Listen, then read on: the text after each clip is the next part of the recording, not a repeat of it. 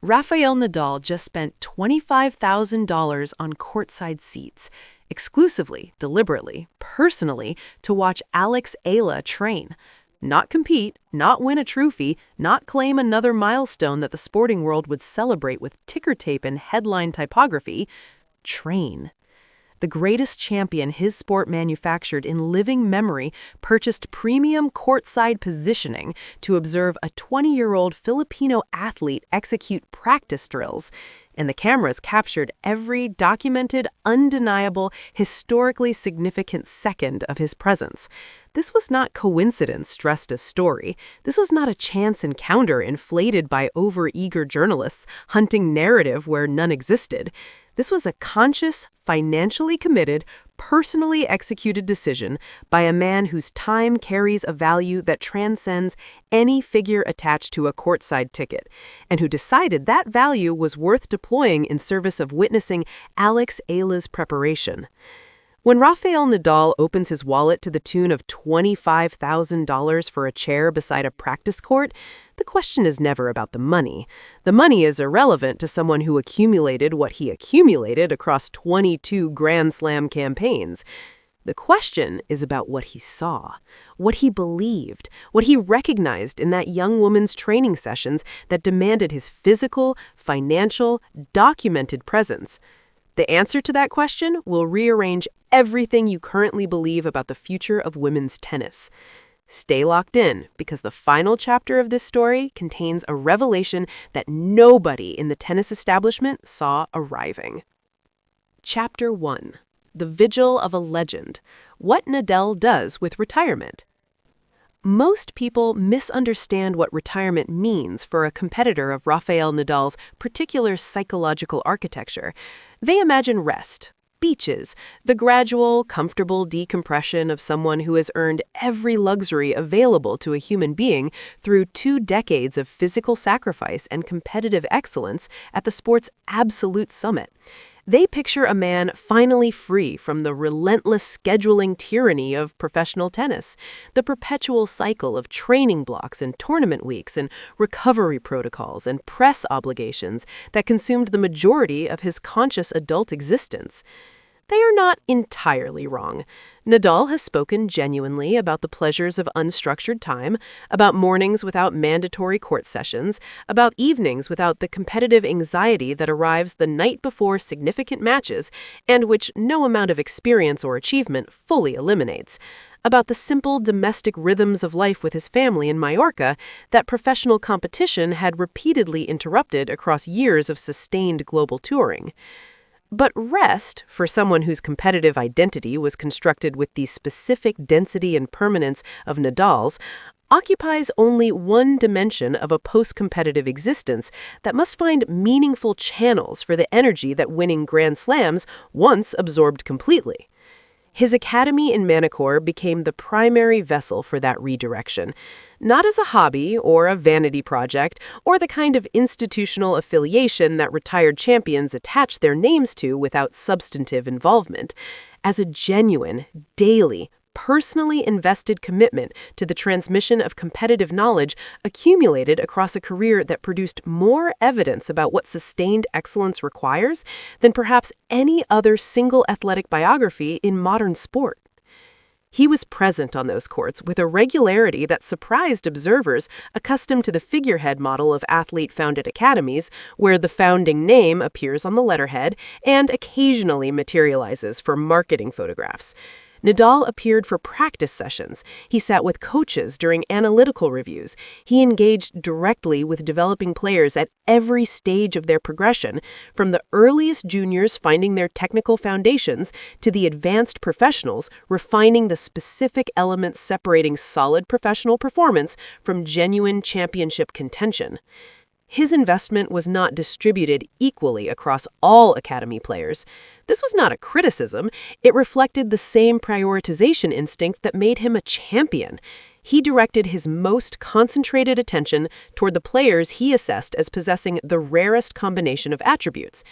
Technical capability was necessary, but insufficient for that assessment. Mental constitution, competitive character under pressure, the specific relationship between ambition and daily discipline that produces careers capable of sustaining excellence across extended periods, rather than generating brief fluorescent performances that burn brilliantly before fading. Alex Eala had always occupied the highest position in that internal ranking. Even during her junior years at the academy, coaches reported that Nadal observed her sessions with particular attention, the specific, focused quality of someone watching for confirmation of something they already believed, rather than searching for evidence of potential they remained uncertain about. He was certain. He had been certain early, and everything the intervening years of professional competition produced had deepened rather than qualified that certainty. When the controversies of 2025 accumulated around Eala, regulatory battles, commercial disruptions, institutional frictions that placed her at the center of every significant debate in women's tennis, while simultaneously demanding she maintain the competitive focus required to actually perform on tour, Nadal's attention intensified accordingly. He followed her matches with an analytical engagement of an active coach rather than a retired observer. He communicated with her team. He tracked not just her results, but the qualitative texture of her performances, the specific indicators that tell an experienced eye whether an athlete's competitive foundation is holding steady under external pressure or beginning to absorb costs invisible in the scorelines. He decided she needed to be observed directly, not through match footage or statistical analysis or secondhand coaching reports. Directly, in the practice environment where athletic truth is less mediated by competitive circumstances and more purely visible. He identified her upcoming training block location. He contacted the relevant facility, and he arranged courtside access for an extended observation period with the same direct, uncomplicating efficiency he had always brought to decisions he had already made. The price attached to that access was $25,000. He transferred it without negotiation or discussion about alternatives, because what he intended to observe was worth considerably more than any figure a ticket represented, and he understood that with a clarity that required no calculation. Numbers carry meaning beyond their mathematical value. $25,000 spent on courtside positioning at a professional training session is not a figure that exists within the normal operational framework of tennis observation. It is not a standard coaching consultation fee, though elite coaches command significant compensation. It is not a premium tournament ticket category, though the finest seats at Grand Slam finals reach extraordinary prices during peak demand cycles. It occupies its own category entirely, the category of financial commitment made by someone for whom the standard mechanisms of access were either unavailable or insufficient for the specific purpose they intended. When the figure emerged publicly through a facility booking record that became accessible to a journalist covering Eala's tournament preparation cycle, the initial reaction across tennis media was a uniform, collective pause. $25,000. Courtside. Practice session. Nadal. Sports business journalists who cover the financial architecture of professional tennis confirmed that the figure had no precedent in documented training observation arrangements. Former players, coaches, and academy directors who were contacted for context struggled to identify comparable instances. The closest analogies involved scouting arrangements made by national federations or coaching organizations with institutional budgets, not individual expenditures made by a single retired player, however legendary, for personal observation purposes. The immediate question that every analyst asked was the same question the figure was designed, consciously or otherwise, to generate. What did Nadal know about Alex Eala that justified $25,000 for a practice court chair? The speculative conversation that erupted across tennis media offered several theories, each revealing something about the assumptions shaping how the sport processed both players simultaneously. The most commercially oriented analysis suggested Nadal was conducting due diligence for a significant financial investment in Eala's professional infrastructure, that the observation session represented the final evaluation step before a substantial commitment of his own resources toward her career development. This theory gained traction partly because it made logical sense within a framework where large figures require proportionate justification, and partly because the alternative explanations felt almost too human for the transactional frameworks sports media habitually applies to athlete relationships. The alternative explanation, that Nadal spent $25,000 simply because he believed in Eala completely and wanted to observe her preparation with his own eyes without institutional mediation or second-hand reporting, because that direct observation mattered enough to him to warrant whatever access cost required, received less analytical attention precisely because its simplicity resisted the complexity that analysis tends to impose on significant events. But people who knew Nadal well, who understood the specific value system that had governed every significant decision of his competitive and post-competitive life, recognized the simpler explanation as the authentic one immediately. He did not require return on investment calculations to justify attending to someone he believed in. He required only the belief and the willingness to act on it without allowing financial consideration to function as an obstacle. $25,000 was not a large number in the context of his resources. It was, however, a documented number, a figure that once recorded and reported created an irrefutable public artifact of his investment in Alex Eala at a specific moment in her career when the external pressures surrounding her were reaching their accumulated peak intensity. That documentation may not have been accidental. A man of Nadal's intelligence and public profile understands that financial transactions at this scale, in professional sporting contexts, eventually achieve visibility. The question of whether he anticipated that visibility and embraced it as a form of public endorsement, a $25,000 statement of belief in a young athlete navigating institutional resistance, is one that his representatives declined to address directly. Their silence on that specific question was, characteristically, more eloquent than any clarification could have been. The cameras that captured his courtside presence, facility security footage supplemented by a photographer whose presence at that training session was subsequently reported as coincidental, though the coincidence strained credibility given the subsequent quality of the images distributed, completed the documentation.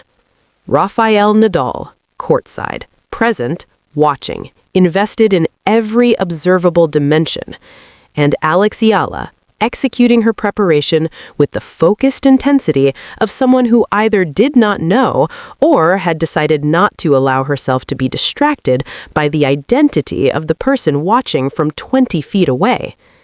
What transpired between those two poles, legendary observer and extraordinary subject, over the hours of that training session constituted the real story, and it began reshaping the conversation around Eala's trajectory in ways that no institutional decision or commercial development had managed to achieve.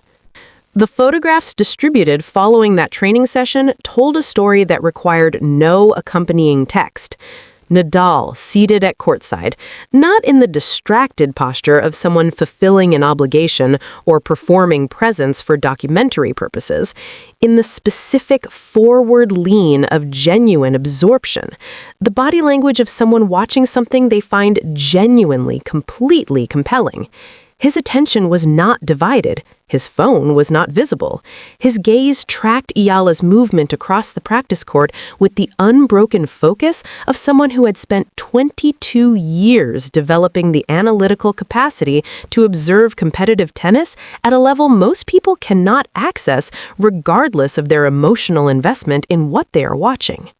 He watched her serve sequence work. He watched her movement patterns between ground strokes. He watched her body language during the transition moments between points, the specific communication style, the receptiveness to instruction, the balance between absorbing feedback and maintaining competitive confidence. He watched, by all accounts, with the comprehensive attention of someone conducting an assessment and simultaneously confirming a conclusion already reached. Those present who observed Nadal observing Eala described his expression across the session as carrying two simultaneous qualities that required each other to be fully understood. The first was analytical, the focused, processing quality of an expert mind cataloging information against a rich internal reference framework. The second was something warmer and more personal. Pride is an approximate word. Investment is closer. The specific quality of someone watching confirmation arrive, watching evidence accumulate that validates a belief they carried forward through years of uncertainty about whether external circumstances would allow what they saw in a young athlete to fully emerge. He was watching his belief proven correct in real time, and the cameras caught him catching it, which meant the world caught it too.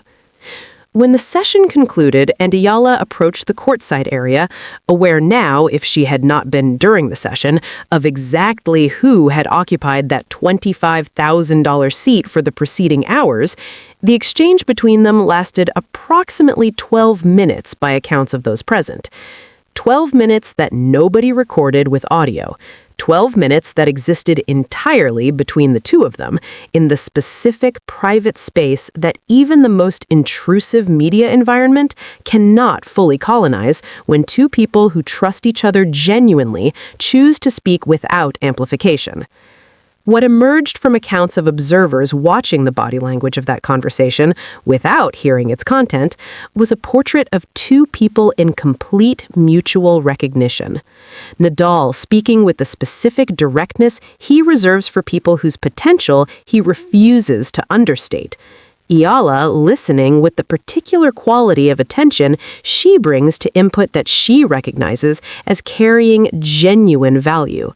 Fully present, not performing receptivity, but actually experiencing it. When they separated, Eala returned to her coaching team.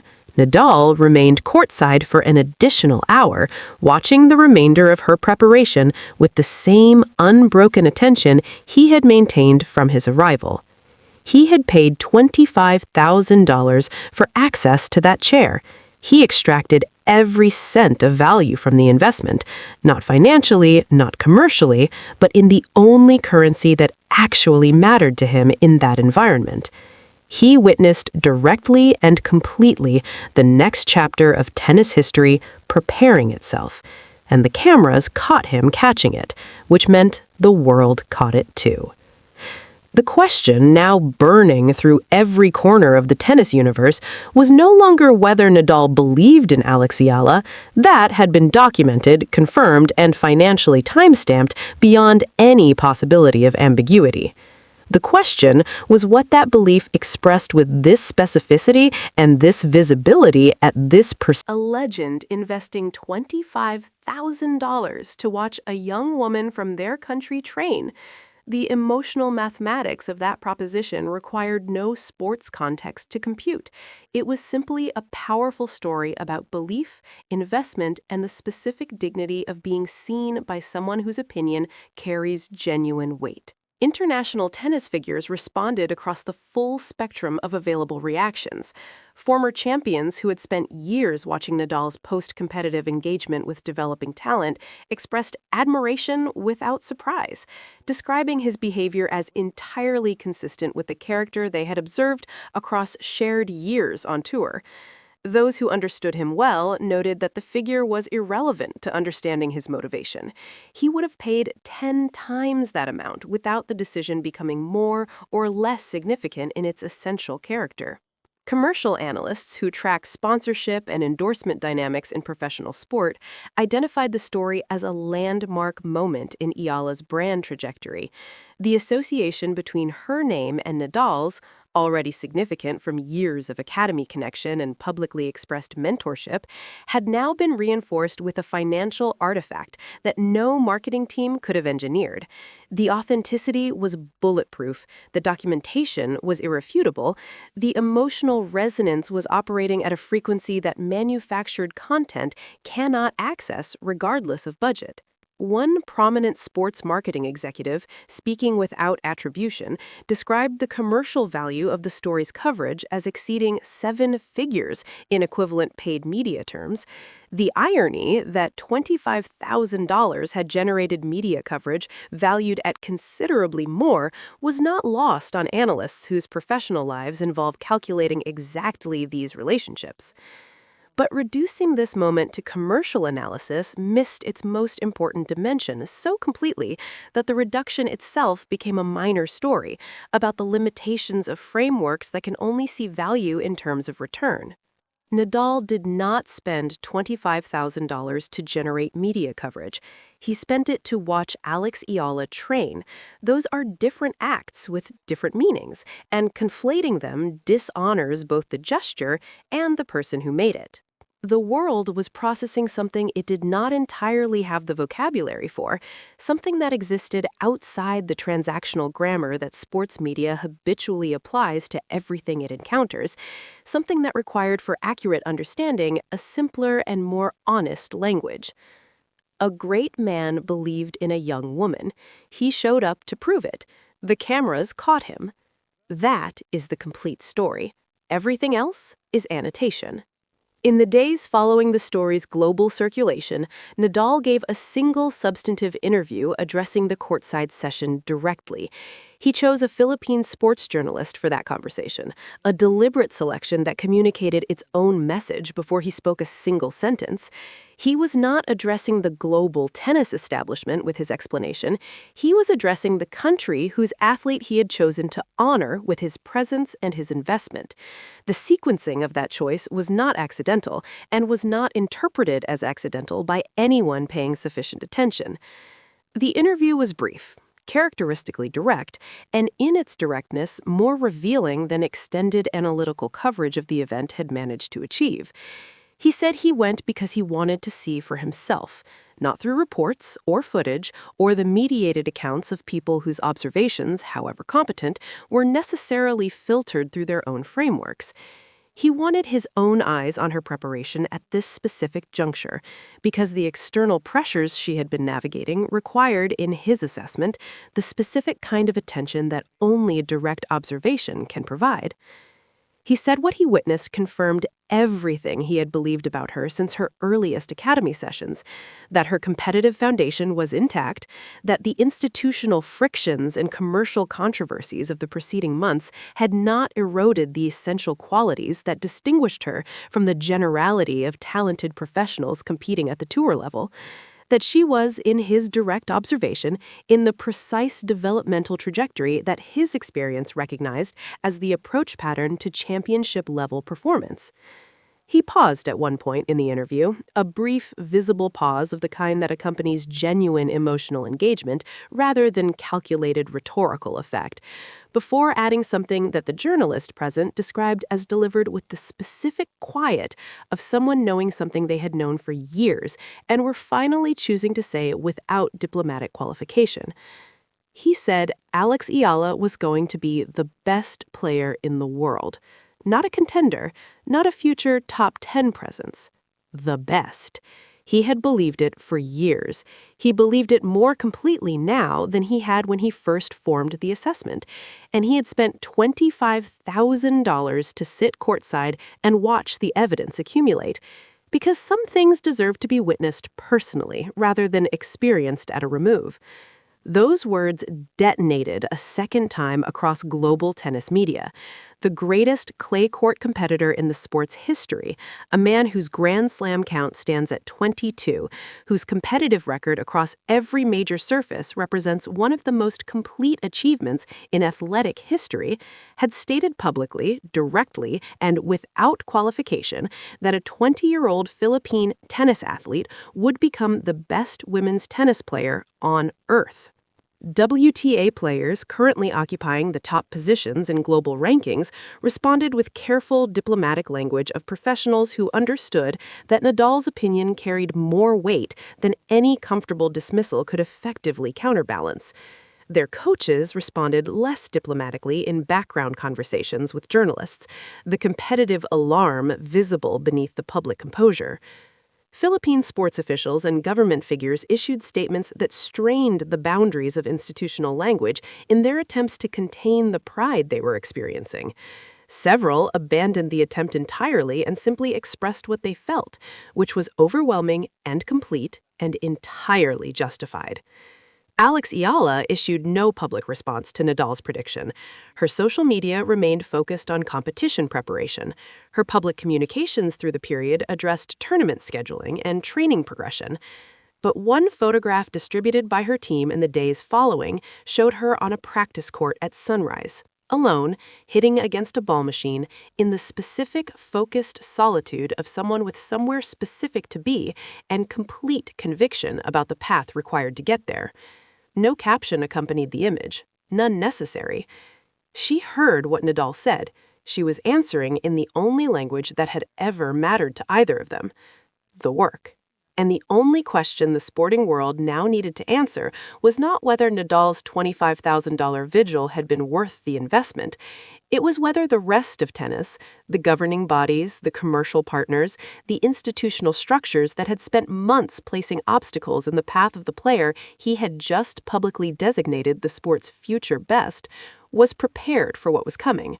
Because Rafael Nadal has never once in his competitive or post-competitive life made a prediction he hadn't already observed enough evidence to justify completely. And this time, he spent $25,000 making sure the evidence was gathered firsthand.